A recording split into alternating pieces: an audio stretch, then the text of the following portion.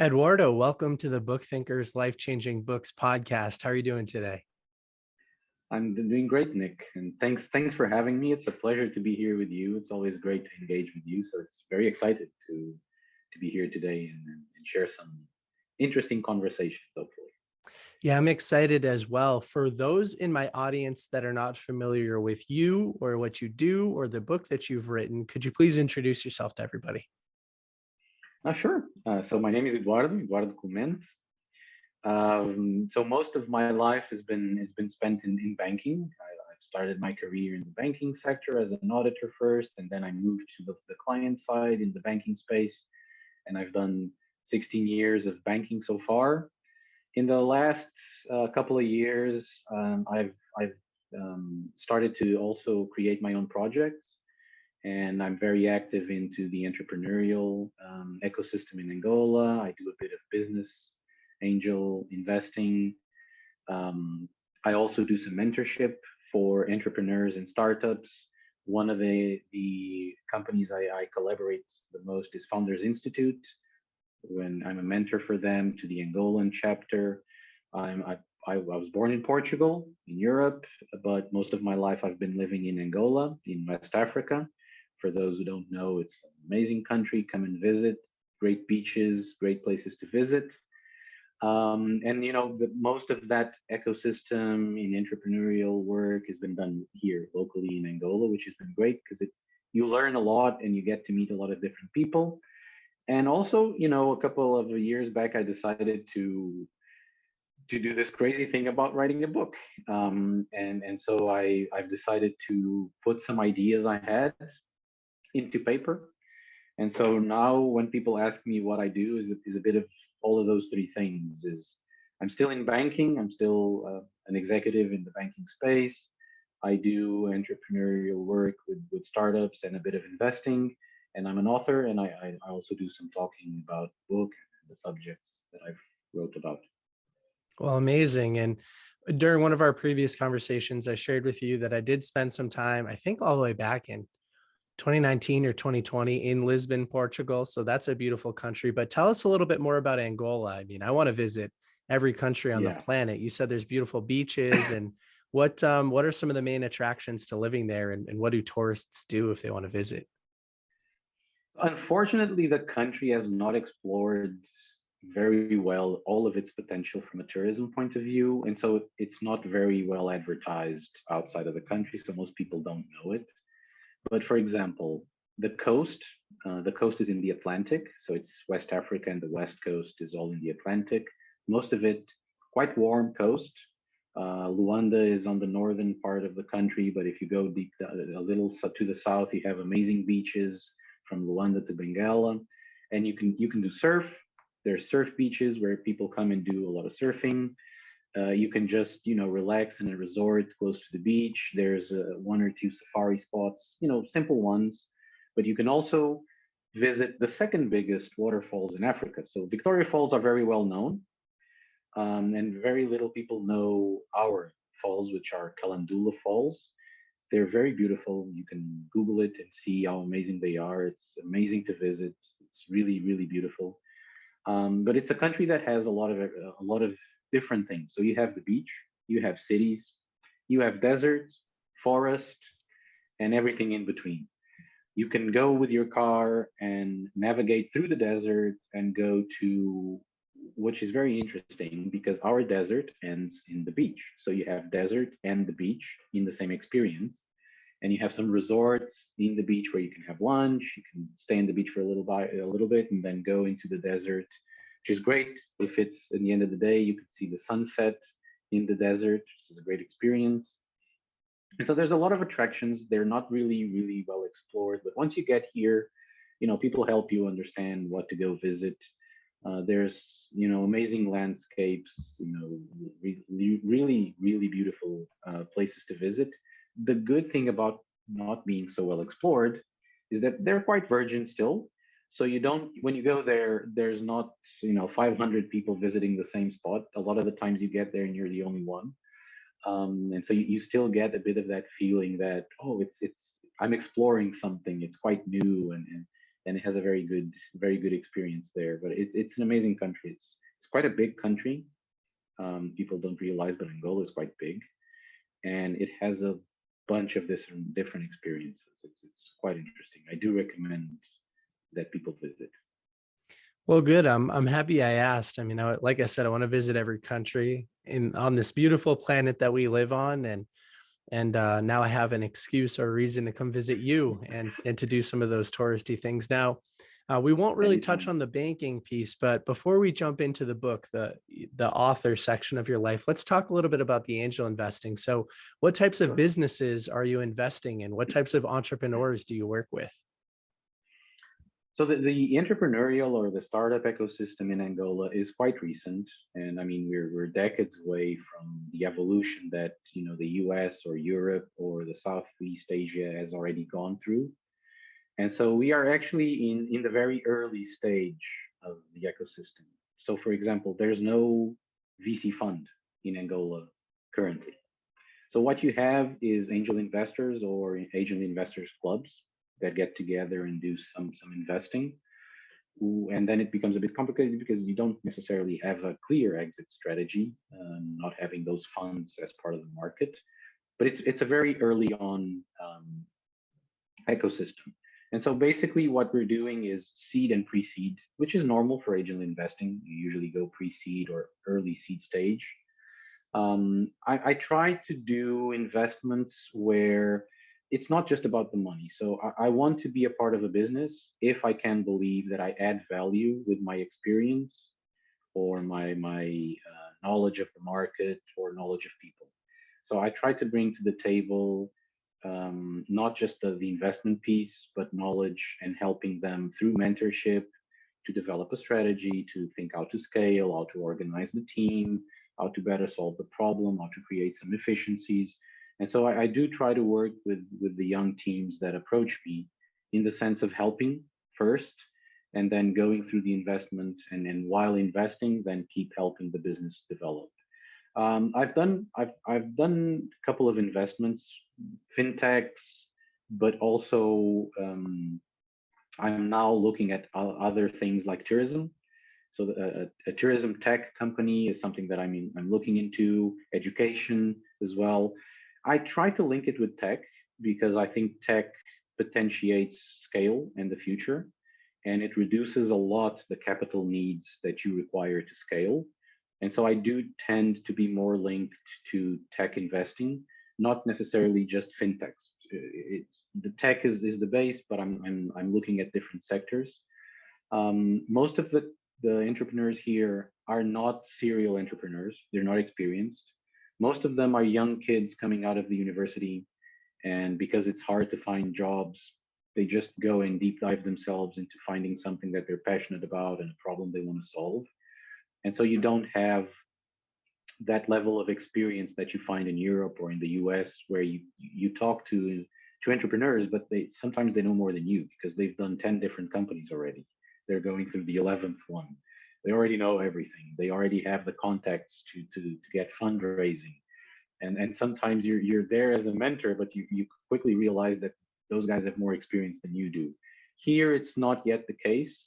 It's a very nascent ecosystem, and that's why I decided to kind of be a part of it, because I believe there's a lot of potential, but the young kids they mostly need help with business experience, business maturity, and how to involve themselves into that. And so I'm trying to help as much as I can. It's also a way of giving back, giving back to the experience that Angola provided me for the 16 years that I've been here, and giving back to the kids, and helping them scale their business, creating a good business, helping create jobs for the future, which is very important as well.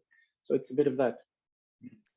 Yeah, I'm happy I asked because that provides a little bit more context about you and the way that you view your experience living in Angola, the different ways that you can give back. I was talking with another author recently about the different ways we can give back, and it's not always financial.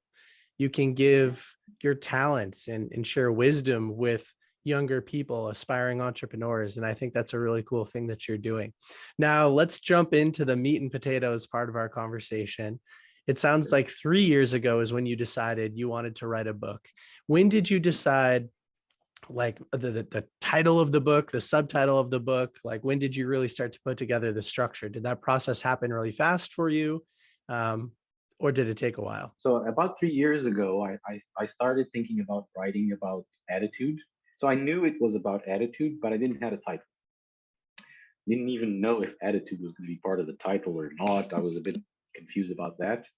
It is my first experience writing a book, so I've never done it before. And I did start by thinking about kind of like the structure or the chapters that it's going to have. Because in my head, it was a way of trying to build a framework of all the things I think I need to talk about for this Mhm. subject of attitude. I didn't necessarily knew exactly what I was going to develop in each of those chapters, but that was my first step, was building a framework of the topics that I want to approach. And it took me a little bit. Um, I think it took me 6 months to kind of do the structure and starting to do the intro. And then I realized I can't start with the intro because I don't know what I've been writing the book. So I don't know what to say in the intro. I need to do this last. So, so I started doing the intro, and then at the middle of it, I said, okay, I can't do this. I need to write the rest of it first, and then I'll go back to the intro. And so the first 6 months were very unproductive. But it was that framework of thinking about what is it that I'm going to write about. The title, I think I've only decided close to the very end of writing the book. I was trying to find something that linked to what the book was about, and in a way that captured the attitude part, of course, because that's what the book is about, but then that translated to people that it's something that you have and that you can own. And so that superpower piece is that it's yours. It's in you, it's under your control. And that's why what kind of it came from. And then it kind of stick in my head and I liked it and then I just went with it. Attitude is your superpower. I love it. And I also love your subtitle, How to Create Incredible Life Changing Success, because this is the Life Changing Books podcast. So there's some good synchronicity there. Awesome. No, I think it's what matters. It's not just about career or job or progression. Is about being happier in your life. Uh, you know, whether we like it or not, work is a big part of what we do. We spend at least 8 hours a day doing it. For at least most of us.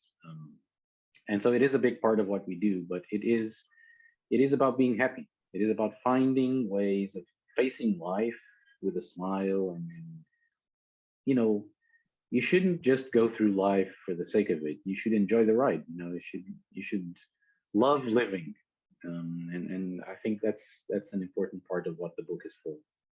Yeah, no, I agree 1,000%. So if somebody's listening today and they're in the beginning part of this conversation and they're wondering, is this book going to be a good fit for me? Is this conversation going to be a good fit for me? What are some of the primary benefits that the reader can expect to actually learn about and implement if they choose to read or purchase a copy of your book? Yeah, so I mean, the first thing that I tried to make of the book is not make it sound very formal or a list of things to do. it's I try to make it like this, like a conversation that I'm having with you, and I try to make the language of the book like I'm talking to you through the book. So very informal, using a lot of cases of things that happened to me, and I use those cases as ways of explaining why I believe certain things help. And so what I think you can take of a book is examples of how we can make things simpler for ourselves. Just changing the way we think about certain things, just deconstructing certain myths that we might have, and making life easier, making life simpler, making look at certain things that might be happening in a much more positive way. Um, and I think at the end of the book, what you take from it is there's a bunch of hints and a bunch of tips that you can take from it, but the biggest one is for me, once I've read it after writing it, is the positivity that you should include in your life, and how you should believe in yourself, trust in yourself, and whatever you want to do, it's up to you. And I think all of the tips in the book lead to that. It's a book that I believe helps finding a much more productive, proactive, positive way of tackling life and the challenges it might bring. Yeah, I think there was a good blend between like philosophy and teaching about attitude and some of the different ways that you can define it and some of the different like core values that sit underneath the umbrella of attitude. But then you followed it up with a lot of action, like steps and exercises and things that you can actually implement. So we'll talk about some of those today. One of the first questions from the book that I'd like to have you expand on is the difference between hard skills and soft skills and why they aren't taught in school. They're not differentiated. Why aren't soft skills taught in school? Yeah, I mean, I actually the name is quite interesting if you think about it, because when you read hard skills, you can read it in two ways. Either it's a hard skill because it's a physical skill, it's something that is hard because it's there, you can feel it, or it's hard because it's hard to learn. And if you think about it, hard skills are technical skills. You need to learn your math, you need to learn your English, you need to learn your science, physics, chemistry. Those are all important things in life, and those are usually classified as hard skills. Learning Excel is a hard skill, or learning to use PowerPoint, or how do you work with Zoom, or those are all classified under technical hard skills. But the true hard skills to learn are the soft skills. It's much harder to, for example, understand how your emotional intelligence works, and how you navigate it, and how you improve it, and how you control it, than it is to learn physics or chemistry or whatever. Because usually hard skills, you can deep dive into a technical book, you learn, your head goes through it, you memorize it or you understand it, and you're set. You can use it. Soft skills are much harder to learn despite of the name, because you actually have to practice it, and you have to fail a lot before you understand how it works. And we do that in life. I mean, when we're kids, we start having relationships with our colleagues, and sometimes we cry, and sometimes it's like when we start dating. I mean, you have to find a way of approaching the girl or the guy that you like, and you're going to fail a lot before you succeed. I mean, unless you're very lucky, but usually you fail a lot before you succeed, and you start learning that as you go along. There's tips that you can use. So soft skills are like magic. You need to practice.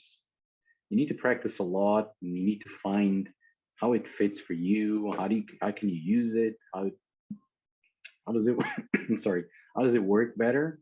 And so I find, for me, and through my career, that developing those soft skills was much more work intensive than learning Excel or English or math or etc. And then the name for me is, I've read somewhere that the names should change, and I can't remember what the names they proposed for it. But when you think of soft skills, it seems easy, right? Oh, it's a soft stuff. It's soft stuff. It's easy to navigate, but it's actually much more complex. And it's also the soft skills in today's world, where knowledge is everywhere. You can Google everything. You can find YouTube videos that explain you how to do a million things. Soft skills is what make or break your career, and what make or break your relationship with other people. Um, Regardless of what your career is, even if you work by yourself, but you have to sell something or you have to engage with people, those are the skills that you need to develop your relationships, to develop um, an awareness of other people, of you. So, how the other people perceive you is much more related to your soft skills than to your hard skills. Yeah, I remember in the book you said something like you can have all of the right hard skills, right? All of the right technical skill sets. But if you don't have a great attitude, you won't Yeah. be successful in life. And I even remember all the way back during one of our original discussions, which could have been, geez, like 5 months ago or something like that. You were telling me that that was something that you had observed in a lot of very successful people. They had the technical skills, the hard skills, but they also have all of the soft skills. That's what's really enabling them to succeed. And it sort of reminds me of a line that I read in a book called Black Sheep by Brant Menswar. He says, listen, even if you have the best cup of coffee in the world, if you have a bad attitude, the coffee is not going to taste great that day. And sort of in reverse, if you have a bad cup of coffee, but a great attitude, it's probably going to taste great, right? So attitude really changes things. And it probably makes up for a lack of technical hard skills sometimes because people just want to work with you if you have a great attitude. Do you agree with that? Completely, Nick. I think that was probably one of the strongest realizations I had in my career. It was that I spent a lot of years focusing on the wrong thing. So, like I said, I started as an auditor. And coming out of the university, starting as an auditor, it's all about hard skills. It's all about technical stuff. You need to know your Excel. You need to know your formulas. You need to know your accounting. You need to know this. And you need to be the best at all of those things for you to build a career. At least that's what you think at that point in time. And then with the progression of my career, and I've been lucky enough to progress and to move forward in my career and to have challenges put up in front of me. And a couple of 3 4 years ago, when I got the chance to become an executive director at a bank, I actually had that conversation with the person that approached me and asked me if I wanted to take on that challenge.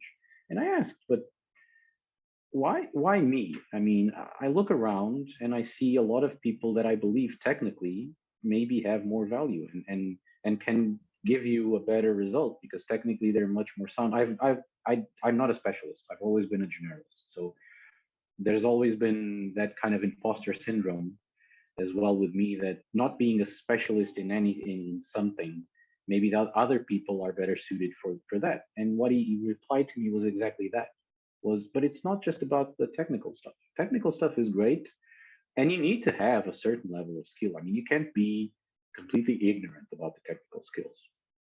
But it's like the Peter's principle. It's important up to a point.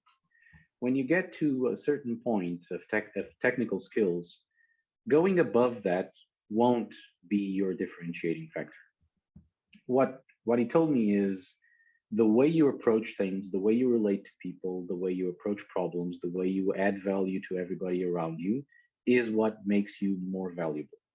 And that's why we're approaching you for this. It's because of your attitude. It's because of how you relate to people, how you relate to the problems, and how you relate to the situations that you encounter.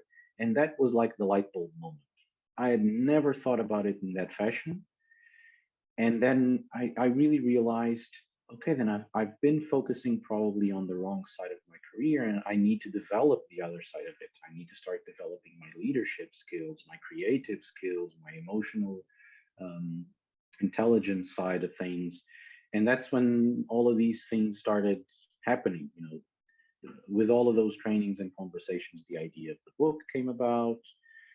I kind of also shifted my career and got involved in the entrepreneurial ecosystem. So a lot of it, I think, came because of that realization that you don't need to be the best technically. Of course, it's important that you're at least sound in what you're doing, of course.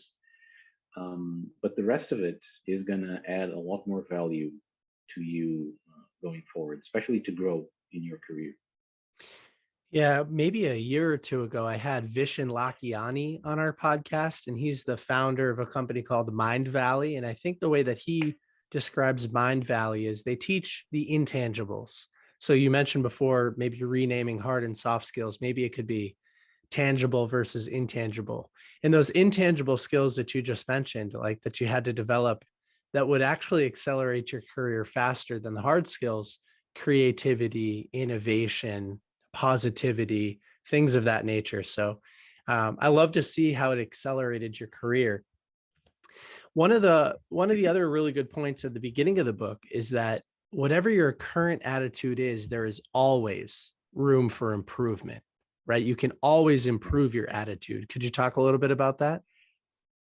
Yeah, I think there's no perfection. There's no perfect state of attitude. You're never there. There's always situations that come up that you've never experienced before. How do you react to those? And sometimes you react very badly.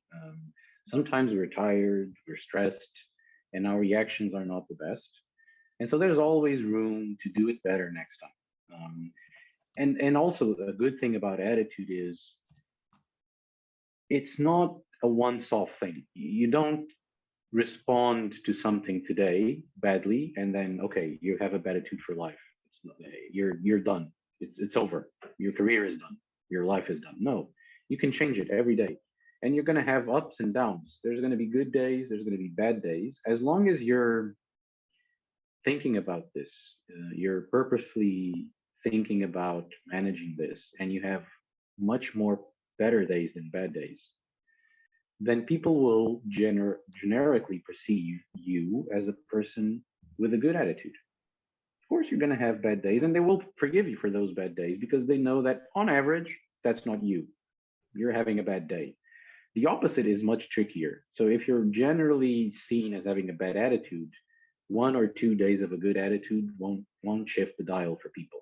So you need to bring that consistency of thinking out how can I pass my the sense of the feel that people have when they interact with me being mostly positive rather than negative, Mhm. because attitude is about how people perceive you, right? So you can think you have a great attitude, but if other people don't think that about you, then you don't. Now, Perceptions is what count here.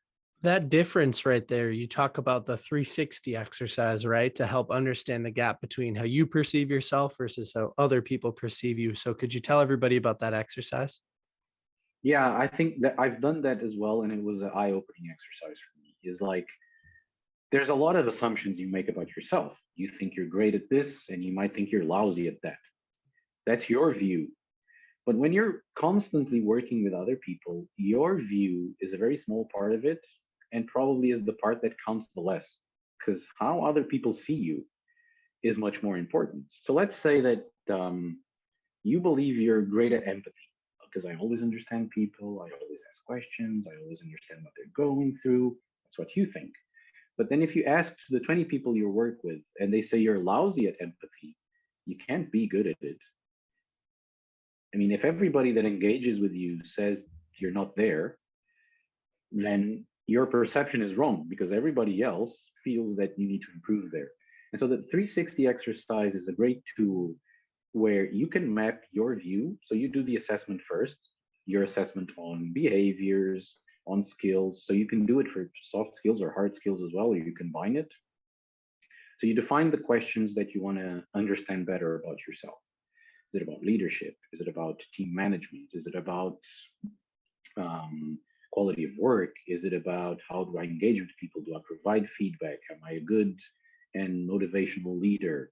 Do I share the why we do things? Do I involve people? Am I inclusive? Am I not? So you can put all of those into questions and then you provide your responses to those questions. That's kind of like your baseline. And then you provide that exercise. And it needs to be so you can't know who's answering to what. It needs to be anonymous. So you want really honest feedback from people. And if you have teams that work with you, you send that to the teams that report to you. You send it to peers that work with you in a different environment than the teams that respond to you. And most of us, we have someone to report to, a boss. We should send it to that person as well. And then you have all of those responses. Sorry, and you're going to map the important part is the gaps. Where am I seeing myself above everybody else? So like let's use that empathy example for you. So let's say that I believe I'm a very empathic person, and I classified from 1 to 10, I said I'm an 8, and the response from everybody else puts me at a 4. I know I have a problem here. So I know now that empathy is something that I need to work on to improve my attitude towards how other people perceive me. And now I know. And if I want to go and have a deep dive to it, if there's people I believe can be honest with me and they're not afraid of providing me honest feedback, and I can start picking two or three people that I believe will be honest and ask more questions about it. So, okay, this is the outcome of my test. I thought I was here. People say I'm here. Do you agree with this? And people, if they have a good relationship with you, they will probably say, yeah. I mean, maybe they don't agree with that classification, but overall they don't agree with yours either. And then you start asking more, but why? Because I need to understand. If I want to improve, I need to understand what's missing. And if you get good examples from it, that will add even more value because suddenly you have you have the place where you have the gaps, and you got two or three people to really provide you like examples of why people might perceive you in that way. And now you have a base to work on. Maybe I need to be more curious, or maybe when people are saying they have a problem, I shouldn't then very quickly move to talking about the goal that we need to achieve. I need to understand if that person can be part of the work this week. I mean, let's say people are going through, or they had a death in the family, or going through a divorce, or someone is very sick.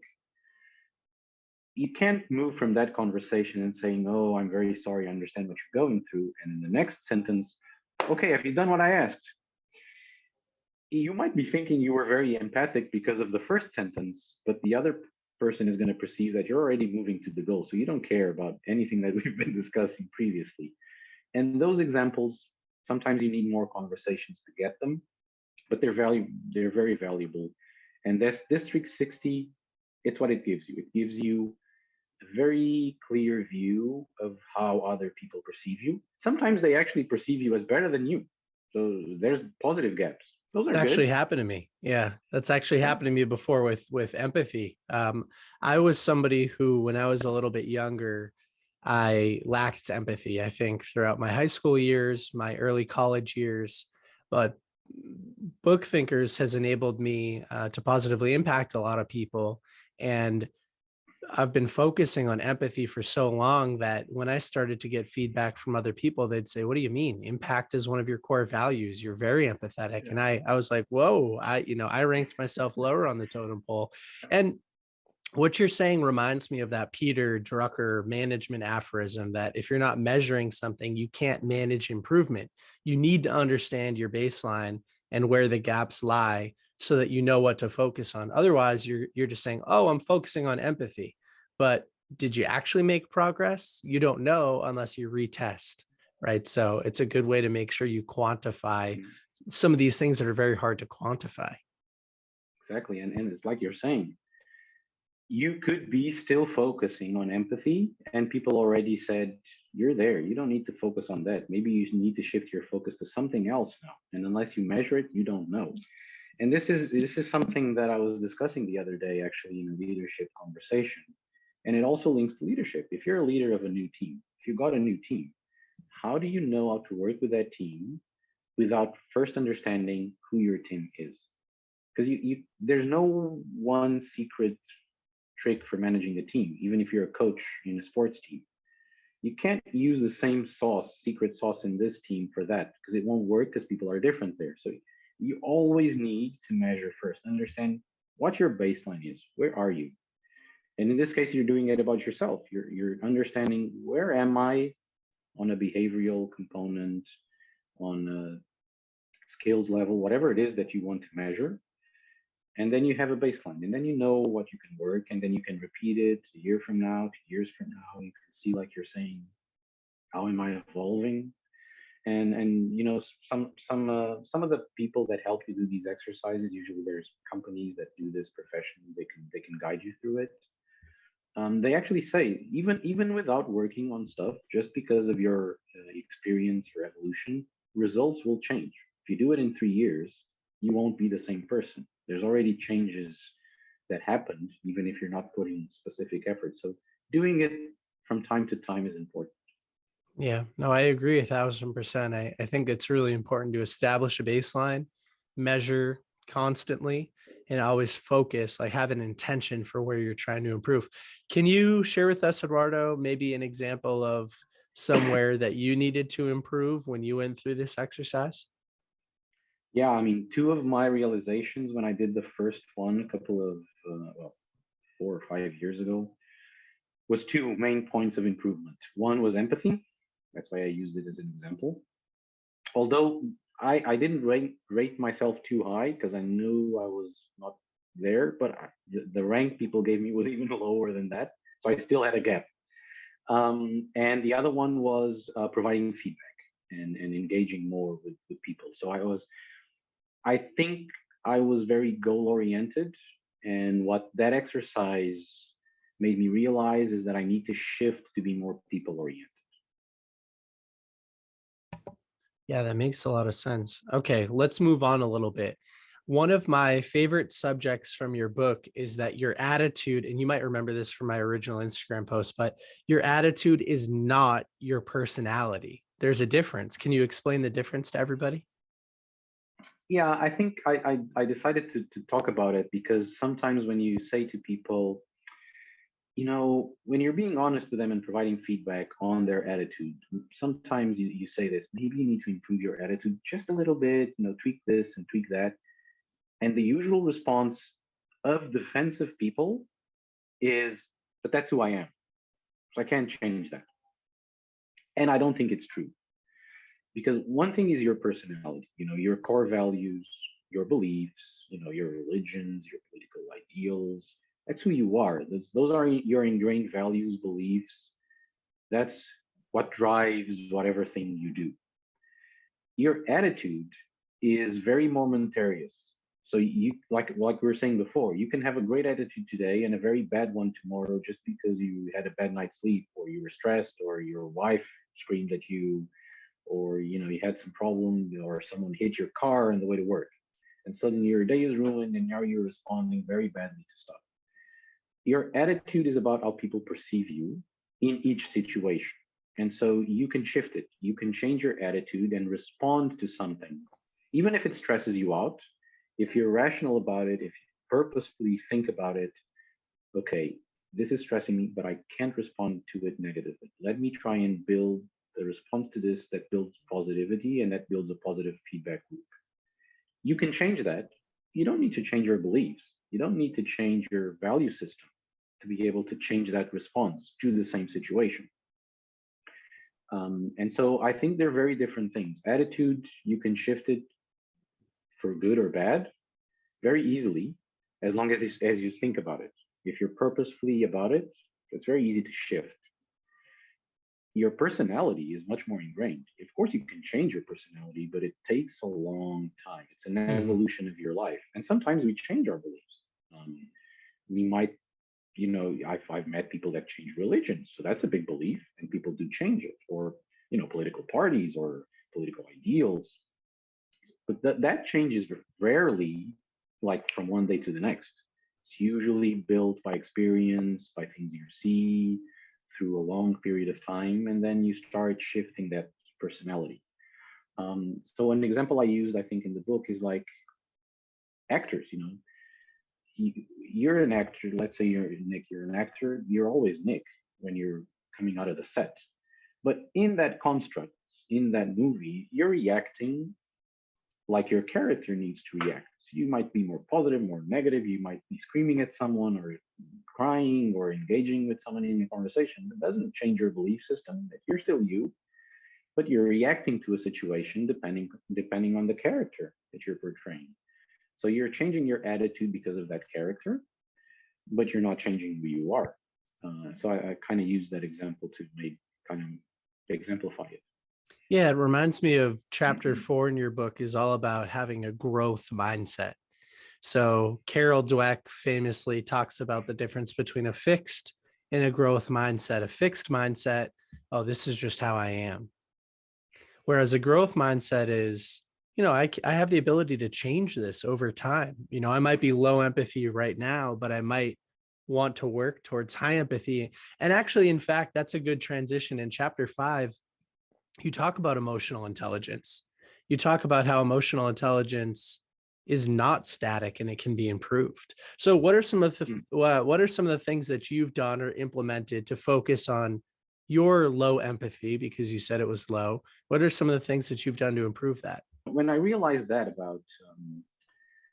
about empathy, my first thought was, okay, how do I work on this? Because I don't know. I mean, it's not like I can buy a book with formulas and I can apply these formulas and okay, next week it's done. I have no idea how to work on this. So the first thing was I read a book about emotional intelligence. It's called Emotional Intelligence 2.0. It's not a big book. It's quite easy to read and it's quite powerful. At least for me, it was. And it kind of talked about emotional intelligence, not necessarily about empathy, but some of the things there are related to empathy because it's managing your relationships with other people. How do you manage your responses to other people? How do you understand other people? And so that book was a big part of it. But then I went a bit further and I Googled about empathy and I read some books about it. And what I realized in one of those experiences, and I read about it, was one of the biggest tricks to improving your empathy is improving your curiosity. So if you want to understand people, the first thing you need to do is be curious and ask more questions. If you don't understand why people are feeling in a certain way, ask, you know, ask why. So, okay, but why is that bothering you so much? Okay, I understand what you're going through, but going through something. So let's say, for example, that car thing. Someone might hit your car, and for you, you don't couldn't care less. I mean, you'll fix it, you'll go to the garage and fix it. Other people, for them, it's like the end of the world. It's the worst thing that could have happened to them that day. And so someone can come to you and say, someone hit my car and I'm really upset. And you understand someone hit the car, but you don't understand why they're upset, or at least not that much.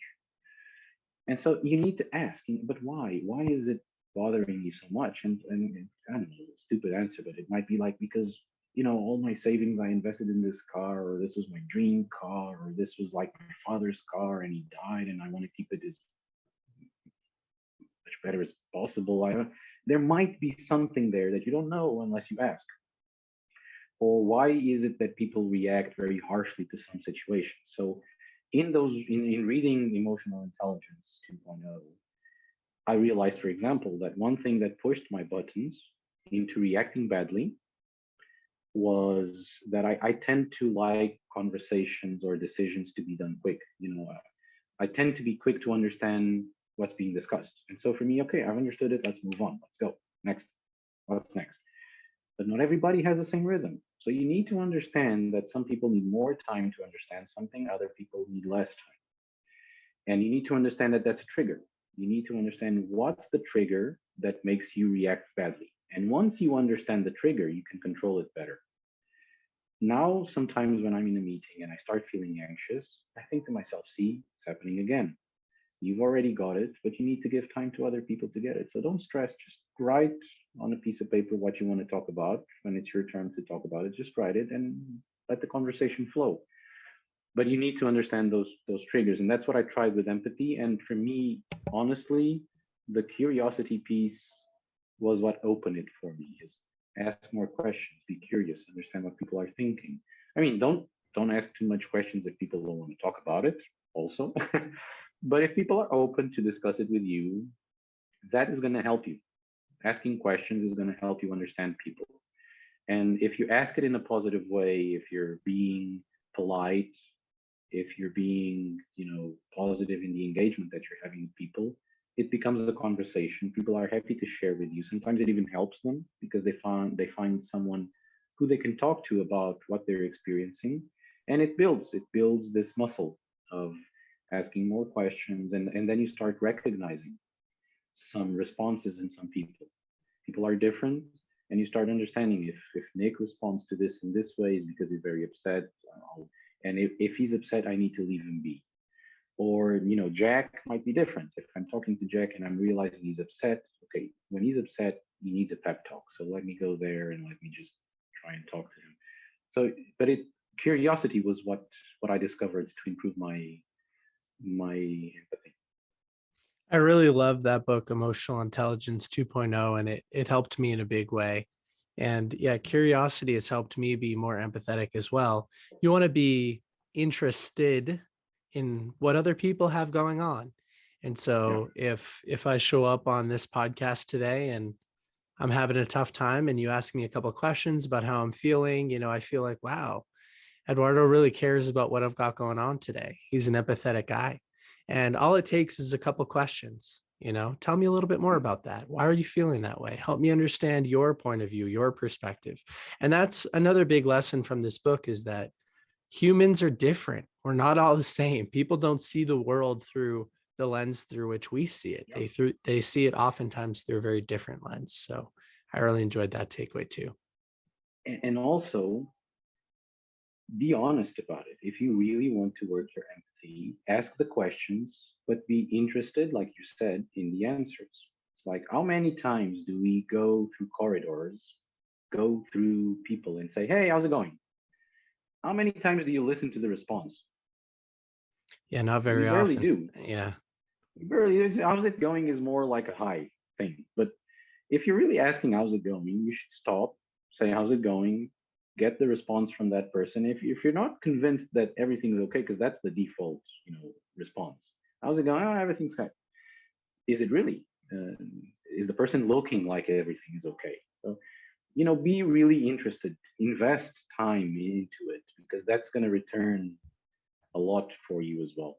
Another subject from your book, going back to chapter 2, is confidence. And you mentioned that reading tons of subjects like neuroscience and things like that were like training for you and helped you develop confidence in different areas of your life. So could you talk a little bit about confidence? I mean, a lot of people struggle with confidence. Yeah, I mean, there's different types of confidence. Of course, in the book, I was focusing more around the professional aspect of it, or the the change management of it. But it's like for me, when I read about stuff, or I do a LinkedIn learning training, or I see YouTube trainings on something, it opens. Let's say, I don't know, 5 years ago, I had no idea what blockchain was. Zero. And so the first time I read about it and I saw some videos, in the next week, I had an idea, an understanding of it. If someone started a conversation about blockchain, I could be part of that conversation. I mean, I wouldn't be an expert, but I could say, oh, yeah, it's very interesting. I've already read about it. This is quite interesting. I like that idea about it. It can be used into that sector. So just reading or doing some trainings about certain topics, that's the power of being a generalist, knowing a little bit of various different things, because then you can start piecing them together. And then if people bring those subjects, rather than being defensive and shutting down, because I can't open my mouth about this because I know zero about this. So I actually hope people don't ask me a question about this. Learning, reading, seeing videos opens that confidence to, oh, I can talk about this. I've actually read it. I've seen that video. So I actually want to be part of this conversation. And if people ask me, I have something to respond.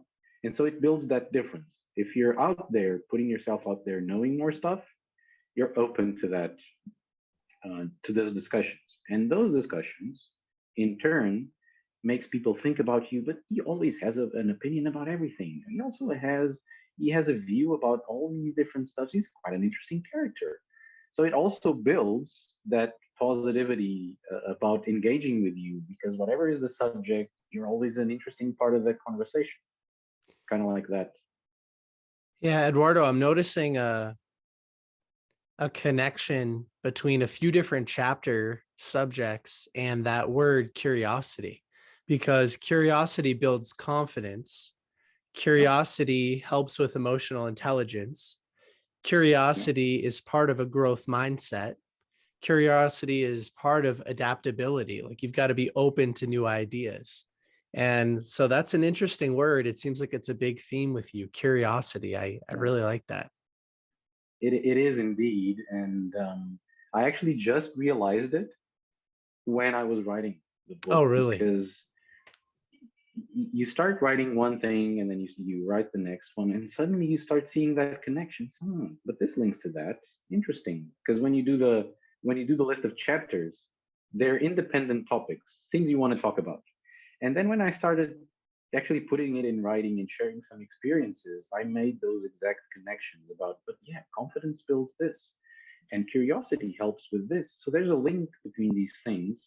And curiosity is very powerful because it's like there's a lot of books also, and podcasts and videos about the power of questions, right?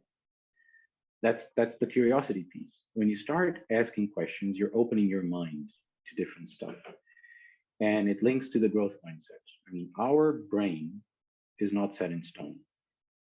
We can learn different things. I mean, for me, understanding the fixed mindset is very difficult, because if that is true, I wouldn't be here talking to you today, because I couldn't have never learned English. I'm a Portuguese speaking. That's my first language.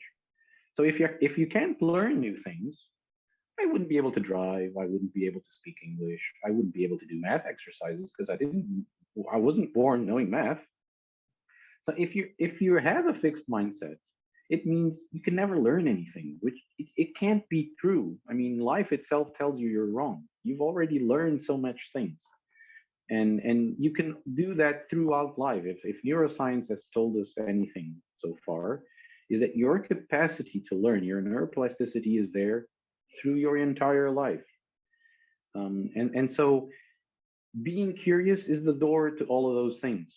You won't learn unless you're curious enough to open a new book, or to buy a new book, or to buy a new, or open a new video, or to engage in a conversation about a new topic, or to ask a question. Curiosity is really a big part of us being able to be more positive about life. We've talked a little bit about books so far, but you referenced quite a few inside of your book. What role have books played in your life? What are some of your favorite books? Well, I think I'm a late bloomer to books. I read a few. I was a good reader up to when I was in university. Then I started working, and I always had that feeling I don't have time to read. And so I kind of gave up on reading for about 15 years.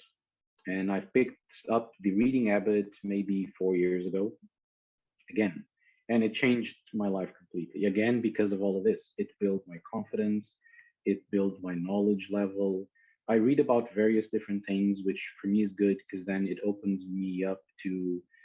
Um, I always believe that if you want to put a strategy up in place for something, the more you know of different things, the more analysis you can combine those things into. There's analogies about different things that work for business. So if you know what's happening in different sectors, you can make an analogy, bring that knowledge to your business, and then it adds value. And so reading, I think, has been a key piece of my growth as an individual, as a professional. It has been instrumental for me to be able to do my job better, especially when my role changed. I mean, I was an auditor, and then I was in finance most of my life. And very quickly, 3 years ago, I moved from just looking at finance to looking at innovation, technology, IT, product development. So my career kind of changed. And reading helped me a lot to understand these topics, to be comfortable to talk to specialists. I know I'm not one, but then I got the confidence. I know enough about this subject that I can be part of the conversation. I know what's the goal. I know how it works. I can't do it myself, but I know what the goal is with using this type of technology. I mean, I can't do an AI program, but I know how I can use it to improve my business. And reading has been that. It opened me up for a lot of opportunities, I think. Favorite books, I mean, it's it's difficult, but Listen, I know how difficult it is because I've read like 400 in the yeah, last 6 or 7 years. So I think maybe in the last 2 3 years there's three or four that kind of resonated. um Multipliers and Impact Players by Liz Wiseman. Those two. um The Adaptation Advantage was another one that resonated quite strongly with me. And maybe Leaders Eat Last by Simon Sinek as well. I think maybe those four, if I'm like on the top of my head in the last couple of years, those are probably the four that resonated the most. awesome. Yeah, thanks for sharing those. Well, I can't believe that we've already been talking for almost an hour. So we've got to start to wrap this up sometime soon. Sure. prior to pressing record, I sort of asked you, like, what subjects are you really interested in talking about right now? And you said, listen, chapter 6 deals with adaptability and everything changes. And the next industrial revolution, the technology shift, those are subjects that people are interested in and that you're passionate about talking about. So let's talk a little bit about those. I mean, why is it important to be adaptable? And what are some of the things that you see coming over the next few years that we should begin to prepare for? Sure. So I think there's like two currents when you look at the future. There's one reality: life is changing faster than it ever did before, and another truth, another fact is that the speed of change will never be as slow as it is right now. So it's already tremendously fast compared to 10, 15 years ago, but it will only increase. It will never stay as it is, and it won't slow down. It will just increase. So change is going to be a constant in our future. Currently kids come out of university and they're not prepared because the jobs they will be doing 5 years from now don't exist today. So you can't be prepared in university for something that you don't know what's going to be. So that change, you can look at it from two perspectives. You can fear it because you're going to become irrelevant, or you can embrace it because you're going to have opportunities to do so many different things. And for me, that's the way to go. It's embrace the change and realize that I can do so many different things in the future. I can add value in different ways. And for this to happen, of course, you need to be curious, but more than that, you need to deconstruct, especially for people already in the workspace, people that already built a career, especially people, 35 and above. We tend to link our profession, what we do, to who we are. Most of us, when we go to an event or we meet someone and that person asks you to introduce yourself or asks you, who are you? Usually the first thing we say is what we do.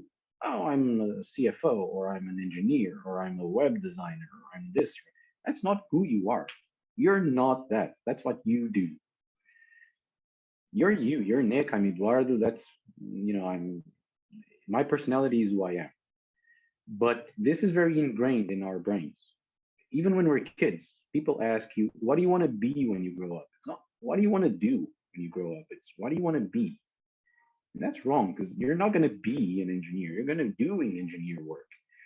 And so that is very powerful. And actually, there are studies that show that when people lose a job, the psychological impact of that loss of the job is stronger and harder to go through than a divorce or a death of a family member, because it's so ingrained in what you do. So the first thing you need to do is realize who you are is not linked to what you do. What you do is your job.